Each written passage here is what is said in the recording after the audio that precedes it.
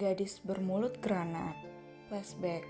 Buliran keringat nampak menetes membasahi wajahnya Glenn yang sedang duduk di hadapan orang tuanya Lucy. Ya, saat ini dia tengah berada di sebuah pedesaan di mana orang tua kekasihnya tinggal.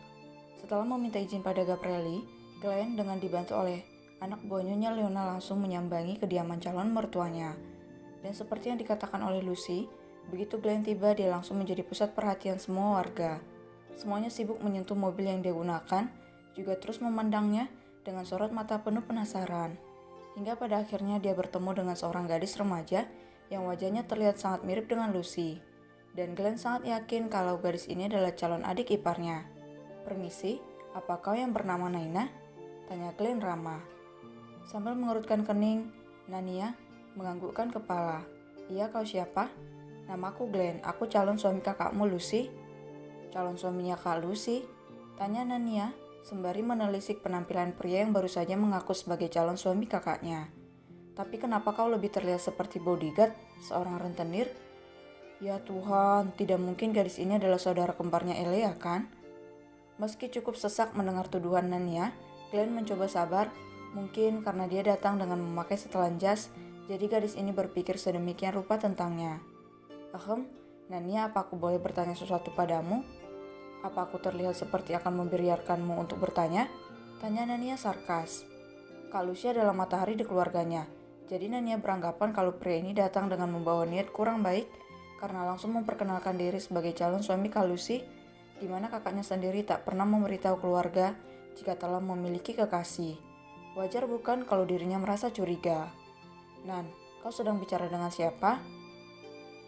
Glenn menoleh, dia tersenyum begitu tahu kalau gadis yang baru bertanya itu bernama Luri, adiknya Lucy, kakaknya Nania. "Ini Kak, ada bodyguard seorang rentenir yang mengaku sebagai calon suami Kak Lucy." "Mencurigakan sekali dia," jawab Nania sembari melirik sinis ke arah pria yang sedang diam membeku di depannya. Luri menatap seksama ke arah pria tersebut.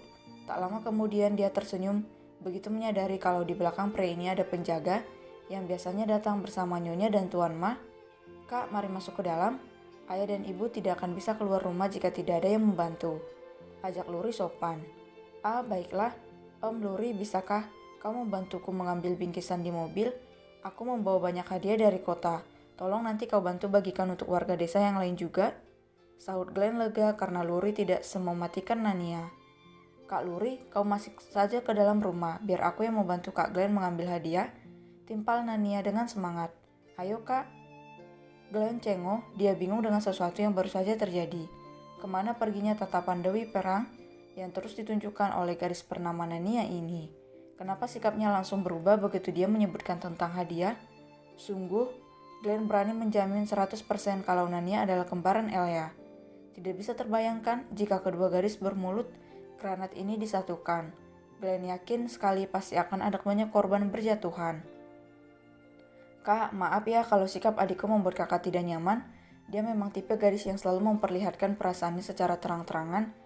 Akan tetapi sesungguhnya dia gadis yang sangat baik." Jelas Luri yang merasa tidak enak melihat kelakuan adiknya pada sang tamu. "Tidak apa-apa, bukan masalah untukku. Justru aku merasa senang kalau Nania mau bersikap terbuka sesama ipar, memang seharusnya begitu kan?" jawab Glenn sambil tergagah lucu. Luri tersenyum, dia bisa merasakan kalau pria ini adalah pria yang baik. Tak ingin lagi membiarkan tamunya berada di luar rumah, segera dia berpamitan untuk masuk ke dalam, membiarkan adiknya terus menyeret sang tamu untuk mengambil hadiah. Dan disinilah Glenn sekarang, duduk berhadapan dengan kedua orang tua Lucy yang tengah menatapnya bingung. Sementara, si mulut granat sejak tadi sibuk membagi-bagikan hadiah yang dibawa, dan Luri, gadis kalem itu sepertinya tengah berada di dapur. "Tuan, apa Anda tidak salah orang?" tanya Luyan yang tak paham dengan maksud kedatangan sang tamu yang memperkenalkan diri sebagai calon suami putri sulungnya. "Tolong jangan memanggilku Tuan, panggil Glenn saja," sahut Glenn canggung. Luyan dan Nita kemudian saling memandang. Meskipun mereka tinggal di desa, mereka cukup tahu kalau pria ini pastilah berasal dari kalangan orang berbeda. Itulah kenapa mereka sedikit tak percaya kalau putri mereka yang hanya seorang pelayan akan menikah dengan pria kaya seperti Glenn. Nak Glenn, kau mungkin salah mendatangi kami kemari. Benar kalau putri kami itu bernama Lucy. Akan tetapi dia hanya seorang pelayan biasa. Rasanya tidak mungkin kalau kau adalah calon suaminya. ucap Nita. Bu, aku tidak salah mendatangi kalian. Aku juga tahu kalau Lucy adalah pelayan di rumah temanku, Gabrieli, sahut Glenn sambil menyeka keringat yang membanjiri wajahnya. Ayah ibu aku mencintai Lucy dan ingin menjadikannya sebagai istriku.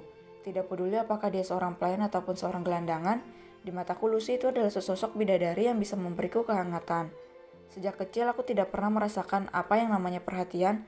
Aku hanya hidup bersama dengan sahabatku sampai sekarang.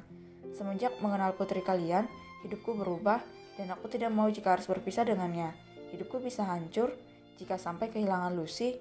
Segala-galanya saat ini hanya tentang dia, sungguh.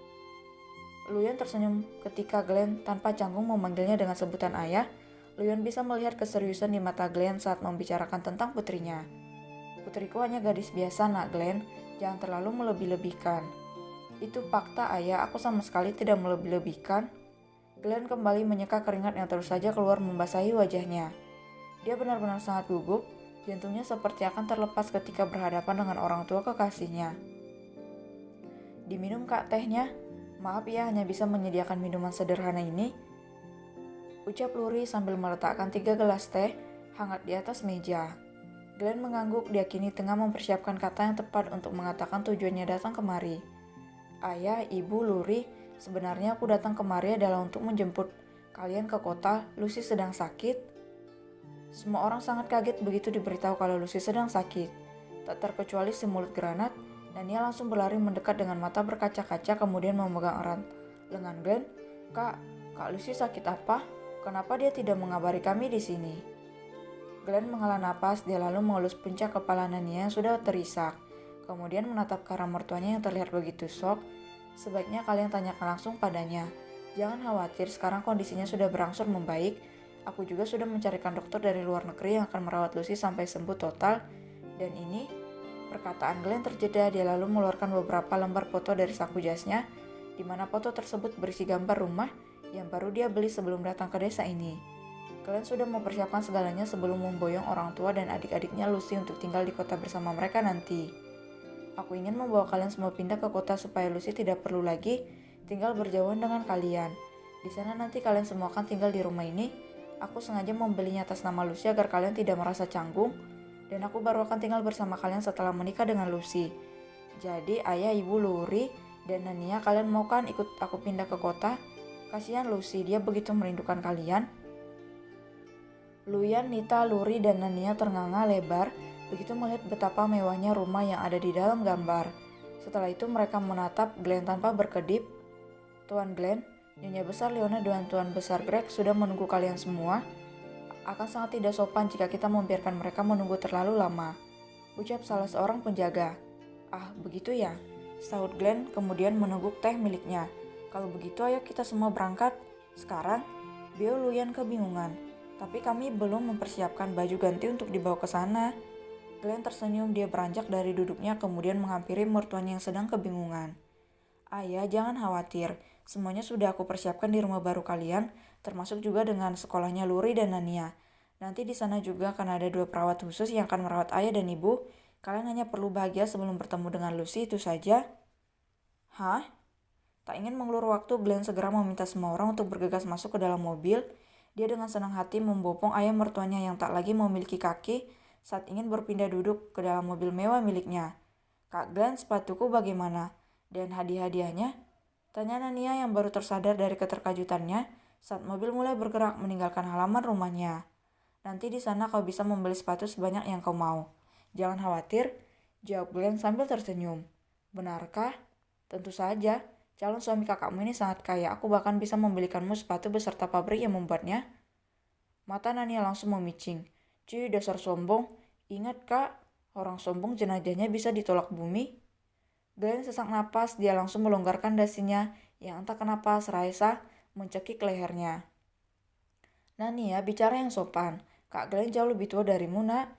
Tegur Luyan yang masih tidak mengerti kenapa hidupnya bisa tiba-tiba berubah seperti ini. Aku hanya mengingatkannya saja ya, sombong itu sangat tidak baik. Lihat saja nanti, aku akan mengadukan hal ini pada Kak Lucy. Nania, panggil Luri merasa tak enak. Nania berdecak, dia lalu mencebikkan bibir ke arah calon suami kakaknya yang hanya diam dengan wajah yang tak enak dipandang. Junio, Aku selalu berusaha untuk menghindari Elia, tapi sekarang aku malah menjemput Elia dengan versi yang lebih mengerikan. Semoga saja kau bisa satu penderitaan denganku ya. Amin.